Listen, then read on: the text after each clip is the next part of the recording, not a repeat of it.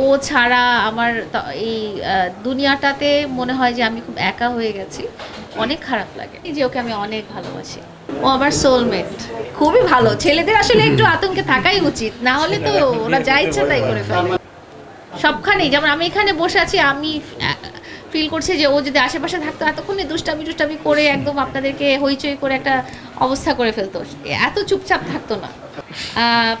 প্রতিটা সময় কারণ আমি যখন থাকতাম না ওর সাথে, হ্যাঁ, তখনও দেখা যেত যে ভিডিও কলে আমি ওকে দেখছি। তো আমার কাছে আমি অনেক মিস করি এই জিনিসটা, আপনারা নিশ্চয়ই বুঝতে পেরেছেন। তাহলে জেলে পাঠিয়েছি। জেলে তো আমি পাঠাবো কেন? এটা বললাম না, একটা আইনি প্রক্রিয়ার মধ্যে এই পুরো ওভারঅল সিচুয়েশনটা চলে গেছে। এখানে আমি চাইলেও ওকে জেল থেকে বের করতে পারবো এরকম নাও হতে পারে, বা আমি চাইলেও আপনাকে জেলে দিয়ে দিতে পারবো এরকম নাও হতে পারে। আমি যে ব্যক্তিটাকে ভালোবাসি তাকে আমি জেলে করে ঈদের সময় একা একা ঘুরেছি, আনন্দ করেছি। ঈদের সময় আমি মোটেও একা ঘুরিনি, আনন্দ করিনি। ঈদের সময় আপনারা আমাকে কোথাও দেখেননি। এই যে ওকে আমি অনেক ভালোবাসি। ছেলেরা নারীদের বিয়ে, তাহলে কি ছেলেরা ছেলেদেরকে বিয়ে করবে? প্রথমত এই মানে এক্স্যাক্টলি এই দুটো পার্সনকে নিয়ে আমি কিছু বলবো না, কারণ ওনাদের ভিতরে আসলে রিয়ালিটি অ্যান্ড কী হয়েছে সেটা আমাদের জানার কথা না। আমি যেটা বলতে চাই একটা মানুষ হিসেবে, সেটা হচ্ছে যে একটা মানুষ হিসেবে কোনো মানুষকে ফিজিক্যালি অ্যাসল্ট করা ঠিক না, সেটা ছেলে হোক মেয়ে হোক। কাউকে আপনি এইভাবে ফিজিক্যালি কি বলে এটা আঘাত করতে পারেন না। হ্যাঁ, এটা আমার সাথেও কিন্তু একটা টাইমে হয়েছিল, আমার ফেস নষ্ট করে দেওয়া হয়েছিল, এবং এটা কারোর সাথেই করা উচিত না। এটা ছেলে হোক মেয়ে হোক, এটা কখনোই অ্যাকসেপ্টেবল না। আপনাদের কাছে একটা অনুরোধ, সেটা হচ্ছে যে সম্পর্কটা যখন ভালোভাবে কাজ করছে না তখন আপনারা একটু স্পেস নেন, একটু টাইম নেন। আর যদি মনে করেন যে খুব অন্যায় করা হয়েছে আপনার সাথে, খুব অবিচার করা হয়েছে আপনার সাথে, আপনি দেশের যে রাষ্ট্রীয় আইন আছে সেটার সহায়তা নেন।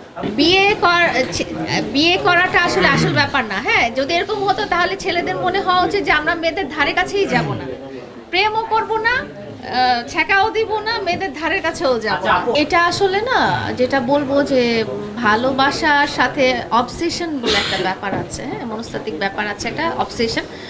শিখার ব্যাপারটা হয়তো অবসেশন পর্যায়ে চলে গেছে। হ্যাঁ, যে ও এই লোকটাকে এত বেশি ভালোবাসাটা এত বেশি করে ফেলেছে যে ও চাচ্ছিল না যে অন্যদিকে মনোযোগটা চলে যাক, বা ও চাচ্ছিল সব কিছু ঠিক হয়ে যাক। যেহেতু ওর কন্ট্রোলের বাইরে চলে গেছে, ও হয়তো নিজের টেম্পারকে করতে ধরে রাখতে পারেনি। খুবই ভালো। ছেলেদের আসলে একটু আতঙ্কে থাকাই উচিত, না হলে তো ওরা যা ইচ্ছা তাই করে ফেলে। এই ধরনের ন্যাক্কারজনক ঘটনা সাপোর্ট করছি না, বা ছেলেদেরকেও বলছি যে আপনারা লয়াল থাকবেন সম্পর্কে। আসলে এই ব্যাপারগুলো খুব কাছ থেকে দেখার আমার একটা মানে ভয়াবহ অভিজ্ঞতা হয়েছিল লাস্ট ডিসেম্বরে, যে মানুষ যখন খুব ক্রেজি হয়ে যায় বা নিজেকে কন্ট্রোল করতে পারে না এবং ফিজিক্যালি অ্যাসল্ট করতে থাকে, তখন যেই মানুষটা অ্যাসল্টেড হতে থাকে সে কিন্তু প্রচণ্ড রকম ভয় পেয়ে যায়। মানে আমি আমার একটা এক্সাম্পল দিয়েই বলি, ওই দিনটা আমার জন্য একটা দুঃস্বপ্ন ছিল, এবং আমার স্বপ্নের রাজকুমার বা আমার ভালোবাসার মানুষের এই রূপটা কিন্তু আমি কোনোদিনও দেখিনি, এই এত ভয়াবহ লেভেলের, এত এক্সট্রিম লেভেলের। তো তখন আমার কাছে মনে হয়েছিল যে ও অন্যরকম হয়ে গেছে, ওর উপর কি জিন আসলো নাকি কি হলো, আমি কল্পনা করতে পারছিলাম না। ওই মুহূর্তে নিজেকে সেভ করার জন্য কিন্তু আমি অনেকবার 999-এ কল দিয়েছিলাম।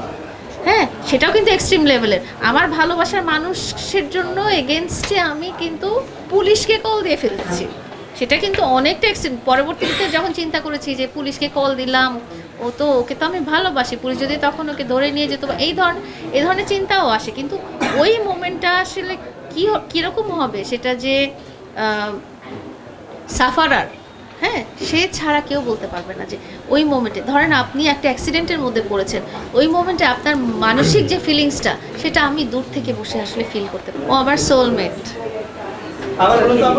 ও আমার সোলমেট। আচ্ছা, আমি বলতে চাই যে টিকটকার আসলে কোনো ক্যারিয়ার না বা কোনো প্রফেশন না। হ্যাঁ, টিকটক করে কিন্তু টিকটকের মাধ্যমে কোনো ইনকাম হয় না। ঠিক আছে? তো টিকটক করে যেটা হয় যে আপনাদের ফেস ভ্যালু বাড়ে বা একটা ফ্যান বেস বাড়ে, যেটার মাধ্যমে আপনি পরিচিতি পেতে পারেন বা যেটা আপনি পরবর্তীতে পুঁজি করে আপনার ব্যবসায়ের ক্ষেত্রে বা আপনার কাজের ক্ষেত্রে আপনার হেল্পে আসতে পারে। তো আবিরকে কখনো আমি টিকটকার বলবো না। আবির আসলে তার ক্যারিয়ার শুরু করেছিল ইউটিউবে। ইউটিউবে তার সুন্দর সুন্দর কিন্তু অনেকগুলো মিউজিক ভিডিও আছে, আপনারা কিন্তু হয়তো অনেকেই দেখেননি, কিন্তু আবির কিন্তু অনেক ফেমাস একজন কি বলবো আর্টিস্ট, মডেল বলতে পারেন। ওর অনেকগুলো মিউজিক ভিডিও আছে। ইউটিউবিং থেকে ও আস্তে আস্তে কন্টেন্ট ক্রিয়েশনে আসে এবং সেইটার সাপোর্ট হিসেবে ওর একটা টিকটক অ্যাকাউন্টও আছে। তো এই সব কিছু এই যে মিডিয়া বলেন বা এই এন্টারটেনমেন্ট জগৎ বলেন, এটা থেকে সে চিন্তা করেছে যে সে নিজের পায়ে দাঁড়াবে। কারণ ওর ফ্যামিলি দেখতে হয়, ওর বউকে দেখতে হয়। ও তো শুধু মিডিয়াতে থাকলে হবে না, ওর একটা ইনকাম সোর্সও লাগবে। তো ওর প্যারেন্টসরা চিন্তা করেছিল ওকে বিদেশে পাঠিয়ে দেওয়ার, ওখানে হয়তো কিছু করে সে আর্ন করতে পারবে। ওর মধ্যে দেশপ্রেমটা অনেক, এবং ও চিন্তা করেছে যে যেই শ্রমটা আমি বিদেশে যেয়ে দিব সেটা যদি আমি দেশে দেই তাহলে আমি আমার ফ্যামিলির সাথেও থাকতে পারবো এবং আমি একটা ব্যবসা প্রতিষ্ঠান দিতে পারবো। এটার মাধ্যমে কিছু মানুষের কাজের সুযোগও হবে, এখানে যারা কাজ করবে তাদেরও কিন্তু একটা মানে জবের একটা অপরচুনিটি হবে। তারপরে হচ্ছে মানুষের সেবা করাটাও কিন্তু আছে। তো সেই সব কিছু মিলিয়ে সে এই সেলুনটা দেওয়ার কথা চিন্তা করেছে এবং আজকে তো দেখতেই পাচ্ছেন যে এত সুন্দর একটা ক্লাসিক একটা সেলুন, যে এটা তার একটা সাফল্যের প্রথম ধাপ। এবং আমি আশা করছি এরপরে বাংলাদেশে সব জায়গায় একটা একটা করে সেলুন দিয়ে দিবা নাকি? ইনশাল্লাহ আমার ইচ্ছা আছে যে যেহেতু এটা হচ্ছে আমার ফার্স্ট বিজনেস, সো সেই ক্ষেত্রে আমার ইচ্ছে আছে যে এটা দিয়ে আমি স্টার্ট করছি অ্যান্ড ফিউচারে আমার 4 থেকে 5টা আরও ব্রাঞ্চ বাড়াবো। দেন যদি এরকম প্রফিট পাই তাহলে ইনশাল্লাহ বাংলাদেশে 64 জেলাতে আমার সেলুন দেওয়ার অনেক ইচ্ছা আছে। আরেকটা সিক্রেট কথা বলে দিই, আপনারা প্রিন্স মামুনের মায়ের জন্য তার আম্মুর ভালোবাসা দেখেছেন এবং তার আম্মুর জন্য তার ভালোবাসা দেখেছেন। সেরকম ভালোবাসাও কিন্তু আমাদের ছোট ভাই আবিরেরও আছে তার আম্মুর জন্য, এবং তার আম্মুরও তার জন্য ওরকমই ভালোবাসা আছে। এবং মায়ের দোয়া নিয়েই কিন্তু আবিরের বাবা কিন্তু কিছুদিন আগে মারা গেছেন, আল্লাহ তার বেহেশত নসিব করুক। তো আবিরের মায়ের ভালোবাসা নিয়ে, মায়ের দোয়া নিয়ে কিন্তু আবির এই সেলুনটা উদ্বোধন করেছে। আর সবচেয়ে বড় কথা হচ্ছে আবিরের জীবন সঙ্গিনী লামিয়ার কথা না বললেই না। লামিয়ার কিন্তু যথেষ্ট সাপোর্ট আছে, লামিয়া কিন্তু যথেষ্ট ওকে উৎসাহ দিয়েছে এবং তার খারাপ সময় ভালো সময় সব সময় তার পাশে থেকেছে। তো এই ব্যবসা প্রতিষ্ঠান তার সাফল্যটা যতটুকু আবিরের জন্য আছে তার একই সমান লামিয়ার জন্যও যায়।